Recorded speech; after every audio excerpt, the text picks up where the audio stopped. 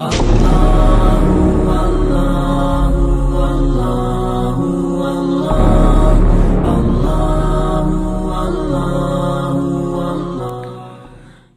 मोहतरम, आज के जुमातुल मुबारक में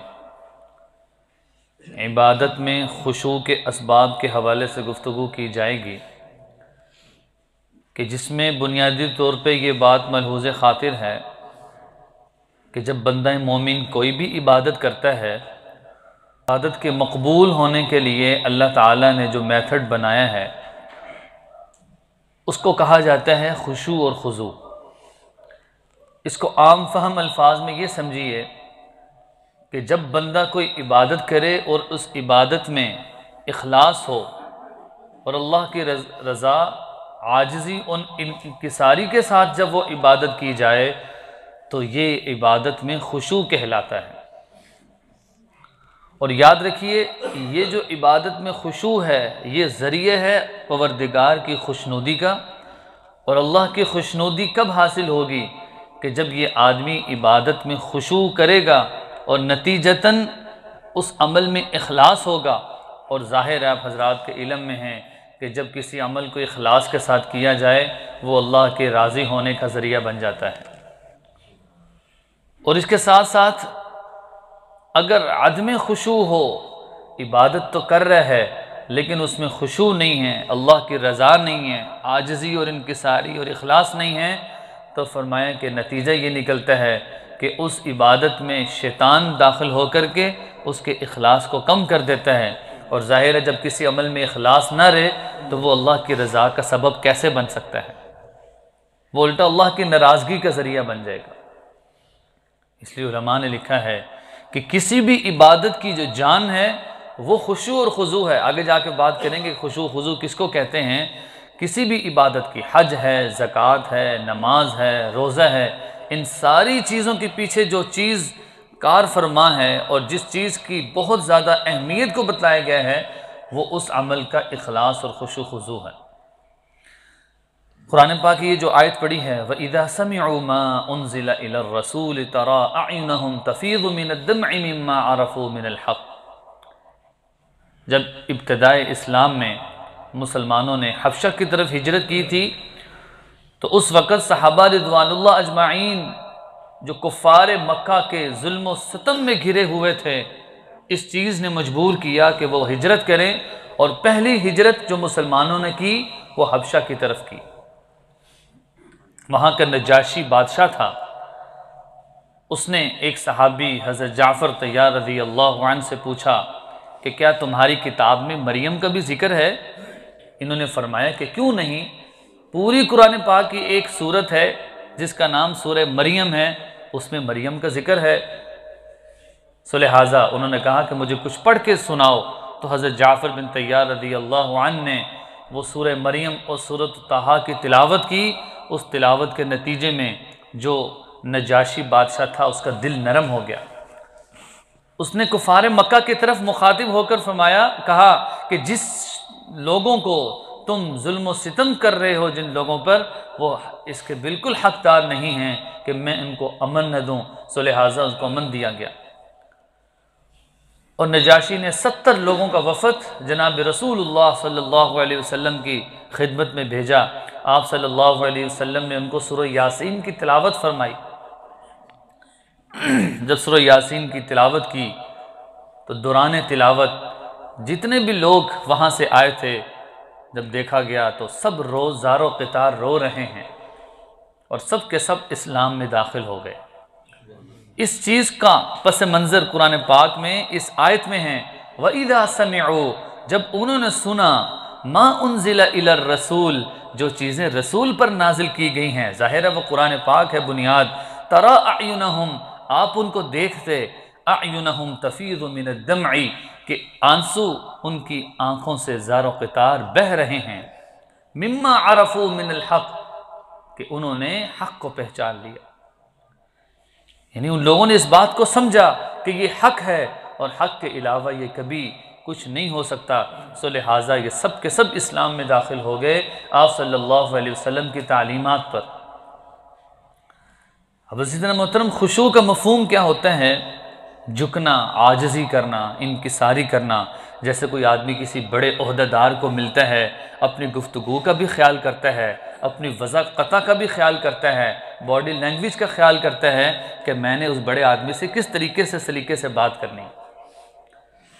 तो इबादत में खुशू क्या है कि जब ये कोई भी इबादत कर रहा है तो ये आम आदमी के लिए इबादत नहीं कर रहा, बल्कि ज़मीन और आसमान के परवरदिगार जनाब और ऐसी हस्ती कि जिसके अल्लाह रब्बुल इज़्ज़त ने पूरी कायनात को अदम से वजूद बख्शा है, उस मालिक और खालिक के ये इबादत कर रहे हैं। तो हमें कि उस इबादत में जब इखलास ना हो तो वो इबादत कैसे कबूल हो सकती है। इसलिए ये बता दिए कि खुशू क्या है कि ये इबादत ऐसे करे कि खुशू का मरकज़ ये दिल है, आज़ाए जवारे भी और दिल भी। बाज़ उलमा ने लिखा खुशू और खुजू ये दो लफ्ज़ आते हैं।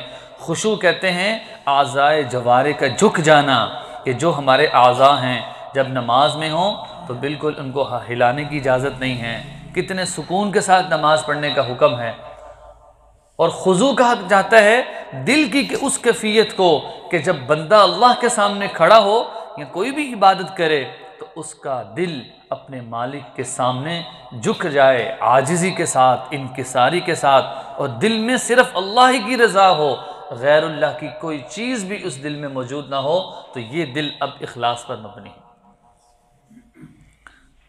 इसलिए अल्लामा क़ुरतुबी रहमहुल्लाह ने लिखा है हैअतुन फिन नफ्सी, कि ये जो खुशू खुजू है ये नफ्स की ऐसी कैफियत है कि जो इंसान को मजबूर करती है कि उसके आज़ाए जवारे यानी उसके आज़ा और उसके दिल, इन दोनों चीज़ों में इत्मीनान हो और अल्लाह की रज़ा हो, वो उसके साथ अल्लाह की इबादत करे।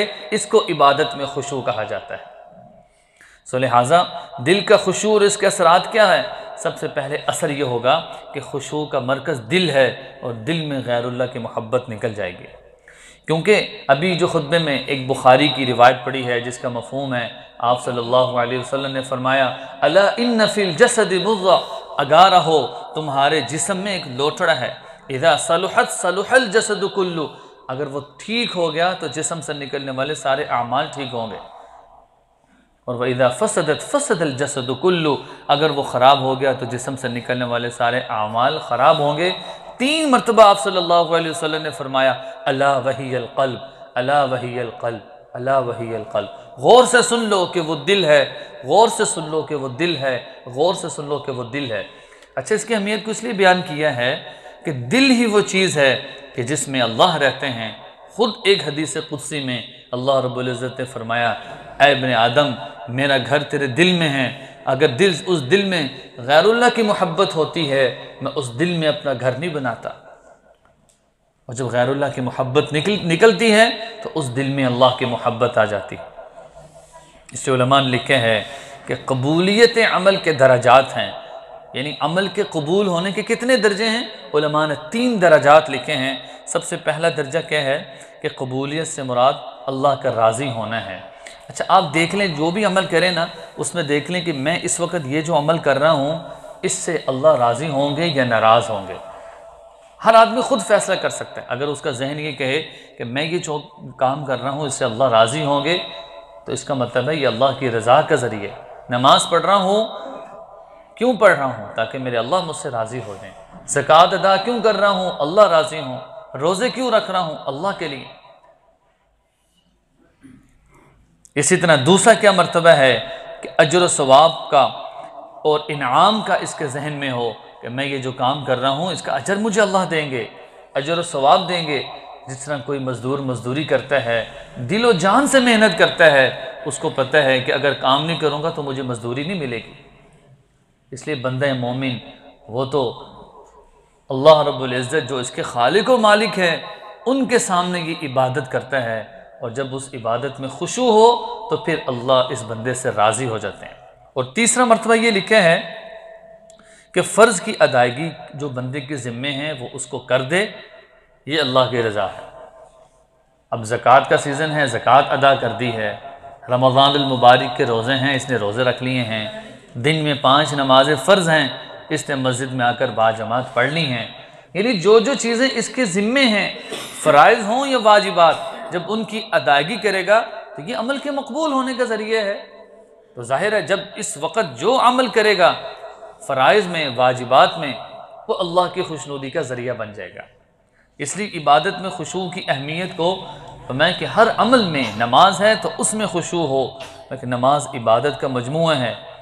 और वो पहला हुक्म है जो आप सल्लल्लाहु अलैहि वसल्लम की हदीस का मफ़हूम है क़यामत वाले दिन, जिसके बारे में सवाल किया जाएगा कि अगर नमाज, सबसे पहला नमाज का हिसाब होगा, अगर वो अच्छी पूरी निकल आई तो बाकी आमाल भी अच्छे और पूरे निकलेंगे, और अगर नमाज में सुस्ती हुई, कमी हुई, तो बाकी आमाल में भी कमी निकलेगी। इसलिए ये अक़ीमुस्सलाह अल्लाह रब्बुल इज़्ज़त ने बेशुमार जगहों पर इसकी अहमियत को बतलाया है।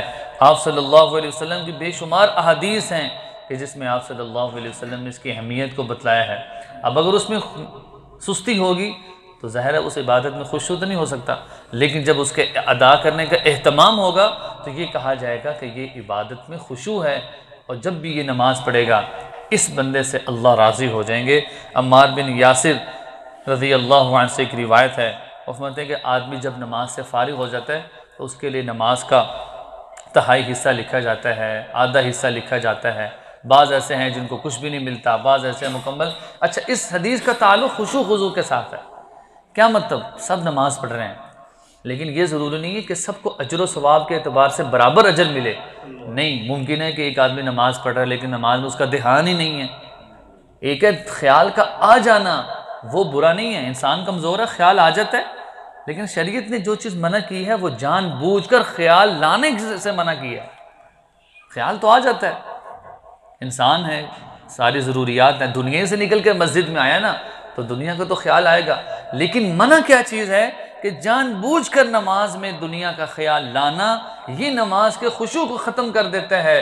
हाँ, अगर ख्याल आ गया, इसने फ़ौरन उसको हटा दिया, तो फिर ये नमाज खुशू वाली है। इसलिए उलमा ने लिखा है कि नमाज के अंदर खुशू और खुजू दोनों चीज़ें होनी चाहिए। क्या मतलब? आज़ाए जवारे में भी सुकून हो, आजिज़ी इनकिसारी हो, और उसके साथ साथ दिल के अंदर भी इखलास और अल्लाह की रज़ा को हासिल करने का जज्बा हो, तो फिर ये नमाज ऐसी है कि इसके बाद ये जो भी अल्लाह से मांगेगा अल्लाह ज़रूर इसको अता करेगा। आज नमाज़ों में कमी है, खुशू में कमी है, जिसकी वजह से दुआएं भी कबूल नहीं हो रही। इसलिए जब खुशू उठ जाता है तो वो जो इबादत है उससे जो उसकी जान है वो निकल जाती है। चाहे जो भी आदमी कर रहा है, सदका कर रहा है, लेकिन मकसद ये है कि लोग देखें कि ये बड़ा मालदार है, बड़ा गनी है, नमाज पढ़ रहा है, लोग ये कहें कि ये नमाजी है। जब भी कोई रज़ा, अल्लाह की रज़ा के अलावा कोई काम करेगा तो वो उल्टा पकड़ का सबब बनेगा। इसलिए मस्जिदों में खुशू का एहतमाम नज़र आए, उसकी वजह यह है कि आप सल्लल्लाहु अलैहि वसल्लम ने हज़रत हुज़ैफ़ा रज़ी अल्लाह अन्हु से फरमाया था कि सबसे पहले इस उम्मत से जो चीज़ उठा ली जाएगी वो खुशू है। और फिर यहाँ तक इरशाद फरमाया कि अनकरीब तुम मस्जिद में दाखिल होगे और तुमको खुशू से नमाज पढ़ने वाला एक भी नहीं मिलेगा। अच्छा, इसका मकसद ये नहीं था कि नमाज पढ़ने वाले नहीं होंगे, सही तरह पढ़ने वाले नहीं होंगे। इनका मकसद ये था कि वो जो ताल्लुक़ अल्लाह के साथ उस नमाज से बनना चाहिए ना, वो जिस नमाज के बारे में आता है इन्ना सलात तन्हा अनिल फहशाई वल मुनकर, कि नमाज जो बुराइयों से और फहश कामों से रोकती है। अब एक आदमी कहता है मैं तो नमाज पढ़ूँ, मेरी नमाज मुझे रोक ही नहीं रही, तो इससे ये उसको समझना चाहिए कि अगर वो नमाज खुशू वाली होगी तो वो उसमें इतनी जान होगी, वो नमाज में अल्लाह से नदामत करेगा, तौबा करेगा और गुनाहों को छोड़ देगा। अगर ये नमाज उसको गुनाहों से ही नहीं फुर्सत मिल रही, इसका मतलब है कि नमाज में खुशू पैदा करना ज़रूरी है। अबू हुरैरा रज़ियल्लाहु अन्हु की रिवायत है, वो फरमाते हैं कि आप सल्लल्लाहु अलैहि वसल्लम ने फरमाया, मुस्लिम की रिवायत, अव्वलु शैइन युरफ़अु मिन हाज़िहिल उम्मा अल खुशू, कि सबसे पहले जो चीज़ उम्मत से उठाई ली जाएगी वो खुशू होगा, कि कोई आदमी खुशू वाला नहीं होगा। इसलिए इसका एहतमाम ज़रूरी है और आदमी कोशिश कर सकता है। अब असबाब क्या हैं, खुशू के असबाब क्या हैं? आखिर में ये बात करते हैं कि ये ठीक है कि खुशू खुजू से इबादत करनी चाहिए। वो कौन से असबाब हैं कि जिनसे खुशू आएगा? हर आदमी चाहता है कि मेरी नमाज ऐसी हो, अल्लाह की खुशनुदी वाली, अल्लाह की रज़ा को हासिल करने वाली, उस नमाज में इखलास हो। तो उसके असबाब हैं। कि जब वो असबाब इख्तियार किए जाएंगे तो इबादत में खुशू पैदा हो जाएगा। इसलिए एक सबसे पहली चीज़ ये है कि मुनाजात इलाही का तसव्वुर करें। अच्छा, इसका मतलब क्या है कि जो भी काम करें उसमें ये नियत करें कि अल्लाह मेरे साथ हैं, अल्लाह मुझे देख रहे हैं और अल्लाह मेरी बात को सुन रहे हैं। ज़कात अदा कर रहा है, दिल में ये है कि मैंने अल्लाह को राज़ी करना है, अल्लाह मुझे देख रहे हैं। नमाज़ पढ़ रहा है तो ये नियत करे घर से ही कि हमारे दादाजी रहमतुल्लाह अलैह जब भी हम नमाज़ पढ़ने के लिए घर से निकलते थे तो ये फरमाया करते थे कि तुम घर से इस नियत से निकला करो कि मैं अल्लाह से कामयाबी लेने के लिए जा रहा हूँ। अल्लाह से कामयाबी, एक छोटी सी नियत कर लो कि मैं अल्लाह से कामयाबी लेने के लिए जा रहा हूँ। जब ये नमाज़ पढ़ेगा, यानी इसने घर से ही नमाज में खुशू की नियत कर ली। अब जब ये नमाज़ पढ़ेगा अल्लाह इसको कामयाबियाँ दे देंगे, जो इसको चाहिए सारे मसले इस नमाज के ज़रिए से हल होंगे। क्या वजह है कि सहाबा रिज़वानुल्लाह अजमाइन तो अपने सारे मसले हल करवा रहे हैं। हम उनके वाक़यात सुनते हैं, बड़ा अजीब लगता है, तो वो तो सारे मसले हल करवा लेते थे, हमारे पता नहीं मसले हल होंगे नहीं। अज़ीज़न मोहतरम, इबादत करने के अंदाज में फ़र्क है। उनकी नमाज में खुशू था, आप सल्लल्लाहु अलैहि वसल्लम के तरबियत याफ्ता थे, और हमारे अंदर कुछ ना कुछ कमज़ोरी है। और जब बंदा मेहनत करे, कोशिश करे, तो वो इबादत भी अल्लाह की रज़ा का ज़रिया बन सकती है। इसलिए बहुत सारी रिवायत में है, हज़रत अनस रज़ी अल्लाहु अन्हु की एक रिवायत है, इन्न अहदकुम इज़ा क़ाम फ़ी सदक़तिन फ़इन्नहु युनाजी रब्बहु, कि जो आदमी अपने रब के सामने खड़ा हो और अल्लाह रब्बुल इज़्ज़त से मुनाजात करे तो अल्लाह इसकी बातों को सुनते हैं और उनका जवाब देते हैं। अब जब ये नमाज में जो पढ़ रहे हैं अल्लाह की तारीफ़ कर रहे हैं, अल्लाह इसकी तारीफ़ को सुन रहे हैं। फिर इय्याका नअबुदु व इय्याका नस्तईन, ए अल्लाह हम तेरी इबादत करते हैं, तुझसे ही मांगते हैं। फिर अल्लाह इसके मसले हल करेंगे। इसलिए दूसरे उलमा ने लिखा है, ये जो असबाब हैं उनमें मौत को याद करना एक बुनियादी चीज़ है। पहली चीज़ मुनाजात है कि हर काम में अल्लाह की रज़ा की नियत करे, और दूसरा क्या है, मौत को याद करें। आदमी गुनाहों पर जुर्रत क्यों कर लेते हैं हम, या हम गुनाह क्यों कर लेते हैं, क्यों अगले बंदे को धोखा दे देते हैं, हसद करते हैं, गीबत है, चुगली है, किसी का नुकसान चाह लेते हैं। उसकी वजह क्या है कि जब मौत से गफलत होती है तो ये सारी चीज़ें जहन में होता है। आदमी तकब्बुर क्यों करता है, उसको मौत याद नहीं होती। जब बंदे मोमिन को मौत याद होगी, उसको पता होगा कि मैंने तो अल्लाह के सामने हर चीज़ का जवाब देना है। फिर दुकान पे गाहक आएगा, उसको धोखा देना लगेगा, लेकिन जहन में ये होगा कि मैं मर के अल्लाह को जवाब भी तो देना है। फिर वो धोखा नहीं देगा, फिर वो फ्रॉड नहीं करेगा, नाप तोल में भी कमी नहीं करेगा। इसलिए फरमाया कि हर चीज़ को मौत के साथ मुअल्लक़ किया जाए। बाज़ उलमा ने लिखा है कि अगर आप नमाज़ पढ़ रहे हैं तो ये समझे पता नहीं मैं ये नमाज़ पढ़ रहा हूँ, अगली नमाज मुझे नसीब हो कि ना, मौत तो आनी आनी हर किसी को, लेकिन इससे क्या होगा, उस अमल में इखलास पड़ जाएगा। फिर ये बड़ा दिल लगा के नमाज़ पढ़ेगा कि पता नहीं मेरी ज़िंदगी की कितनी नमाजें रह गई हैं और जो हैं मैं उनको इखलास के साथ पढ़ लूँ। इसलिए तीसरी चीज़ क्या है कि तदब्बुर कुरान, जब कुरान पाक हम पढ़ें तो उसको तर्जुमे और मफ़हूम के साथ भी पढ़ें। देखें, एक तो ये है कुरान पाक में दो बुनियादी चीज़ें हैं। सबसे पहली चीज़, कुरान पाक को तजवीद और मखारिज के साथ पढ़ा जाए। हमारी ज़्यादा उम्र होती जा रही है, अगर हमने कुरान पाक नहीं भी सीखा तो उसमें शर्माए ना, हम कुरान पाक सीखें। जिस तरह बात दूसरे मसाइल तो पूछ लेते हैं, तो कुरान पाक में भी अगर कमी है हम उलमा के पास, कारी साहब के पास जाके कुरान पाक सीखें। दूसरा दर्जा क्या आता है कि उसके मानी और मफ़हूम भी तो समझें। मैं अरसे से नमाज़ें पढ़ रहा हूँ, लेकिन मुझे आज तक पता ही नहीं होता कि इमाम साहब पढ़ क्या रहे हैं। इतना तो पता चलता है कि अच्छा पढ़ रहे हैं या नहीं अच्छा पढ़ रहे, लेकिन अल्लाह क्या कह रहे हैं इस कलाम से, ये लम्हा फ़िक्री अज़ीज़ मोहतरम आज सब नियत करें कि मैं अल्फाज भी सीखूंगा और कुरान पाक का तर्जुमा भी।